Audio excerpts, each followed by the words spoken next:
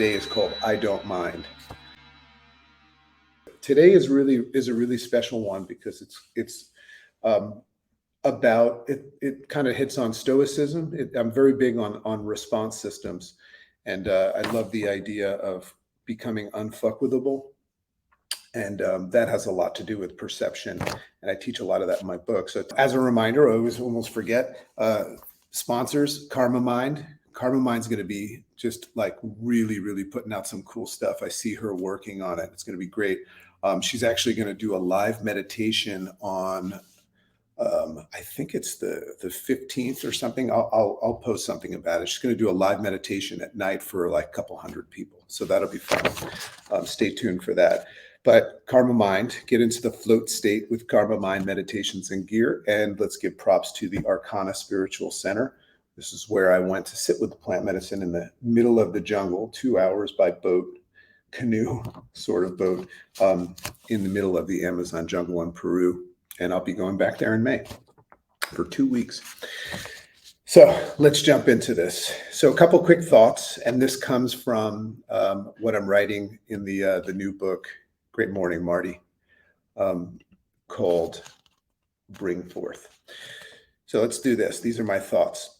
We come to know that what we are, wait a second. We come to know that what we are by first letting go. Oh, no, I'm sorry. I screwed that up. We come to know, I'm just reading what I wrote in the podcast. It'll sound much better. We come to know what we are by first letting go of what we are not. God, that's so sexy. We come to know what we are by first letting go of what we are not. What an important step. Because if you don't let go of what you are not, how can you evolve into what you are? Because you're still what you are not. You have to shed what you are not before you can unveil what you are. That's so cool. So here's an excerpt from Bring Forth. So my first experience with ayahuasca. So to come into the now, to the present moment, is to learn to surrender the preferences of the conditioned mind. To burn up opposing states by remaining non-reactive to anything that is appearing in the field of change. This is about settling into silence, which is done sometimes by meditation. So to meditate is to burn up the conditioned self. Think about that. When you sit down and you get into this place of meditation and you bypass your analytical mind, which is where the self lives most of the time, and the ego, what you're doing is you're burning up your conditioned self or freeing up the energy from your conditioned self. This truth is found. This is super cool. Listen to this. This truth is found in what's called the Gospel of Thomas. So this is a big thing. The Gospel of Thomas, which says, if you bring forth what is within you, what you bring forth will save you. If you bring forth what is in you, what is in you, that which you bring forth will save you. If you do not bring forth what is in you, this is what we're talking about. What you do not bring forth will destroy you. So there's a motivation to get the real stuff out, right? But then again, what's the real stuff? So let's jump in. Today's journal entry, right? This is my 15 minutes of writing, and it's called I Don't Mind. So this is I Don't Mind. So we speak a lot about the mind's job and propensity to think. I talk a lot about that stuff. So this can get us in trouble when our minds are thinking about things that it has bought into in the past because it was taught to. So I speak a lot about the programmed mind. We can get into trouble when we buy into our thoughts. So I think I speak a lot about that. So the mind is actually not a good servant to itself. However, the mind is a good servant when it serves the other mind, which is the heart. So think about that today. Who are you in service of? Are you in service of your programmed mind? And remember, you cannot avoid the fact that your mind is programmed to think, right? But are you in service to that programmed mind? So it's going to happen no matter what. But what you get to decide is whether or not you're going to be in service to your programmed mind and thoughts.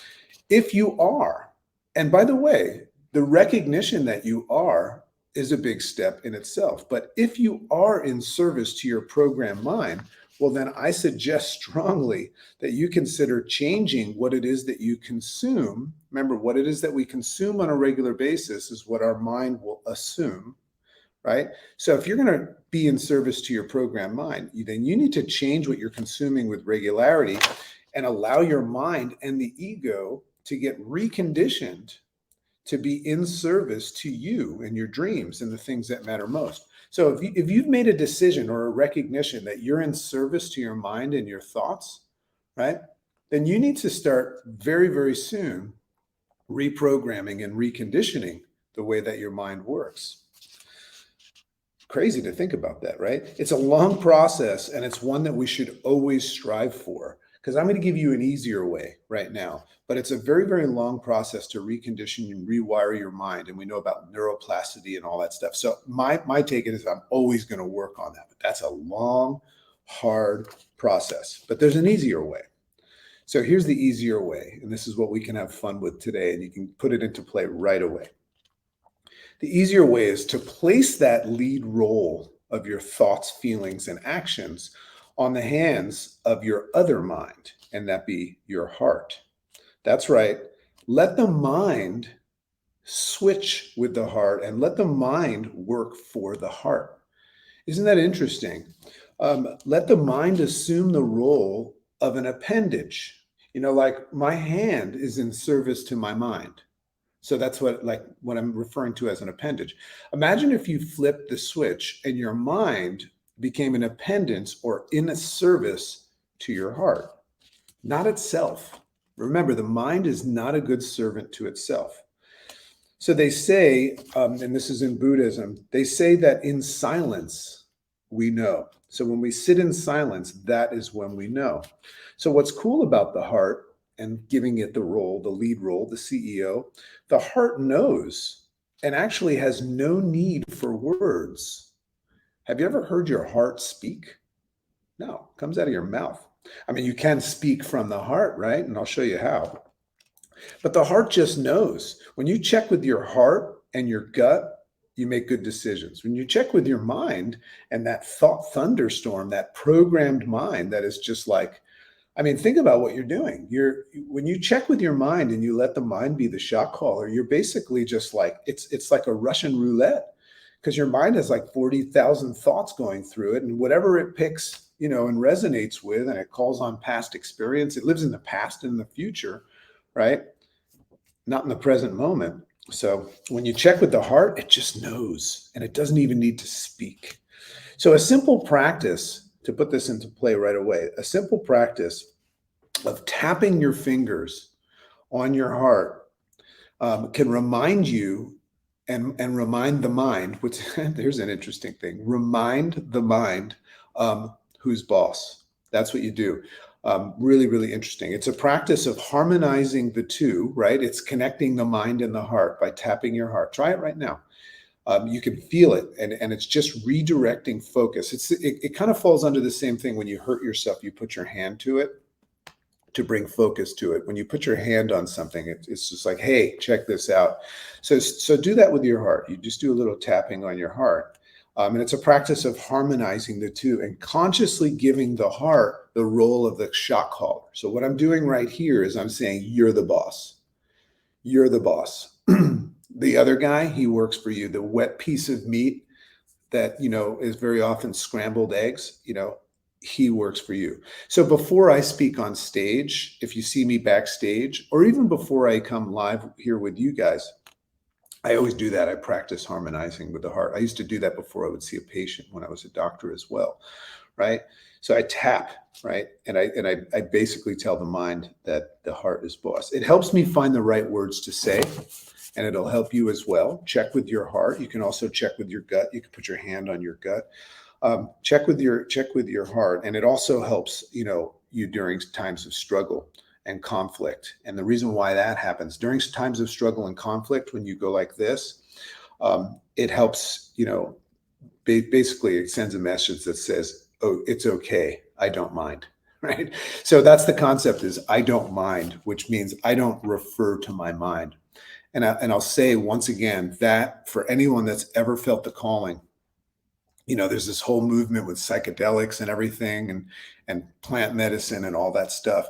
And people have different views on it, but here's the skinny on that. The whole concept of, and the reason why it's so fascinating is because when you sit with those things, you gain access to a different realm of reality without your mind. It takes your mind out of the equation. It doesn't make you stupid and your mind comes back, right? But it takes your mind out of the equation. So imagine if you went around today and looked at the world without having to check with that thought thunderstorm, right? So how do you do that? Lead with your heart today. That's what it means. And you always said, you always know the value of leading with your heart. Make sense? Oh, I sure hope so. So love and appreciate you all. Have an amazing weekend. If you're listening to this live, if you're watching the recording during the weekend, I hope you're enjoying yourself. But love and appreciate you all. Thank you so much for the opportunity to practice following through and just enjoy the compound effect of consistency. And for those of you following along with the Rise Up Challenge, if you're really truly following along, and you see what happens when somebody does, because I hope that you can see that I'm doing that, you're going to completely shift your reality. You're going to become a reality bender, and you're going to realize that you are in control of whatever it is that you think is. So love and appreciate you all. Have an amazing day. And that is all for today.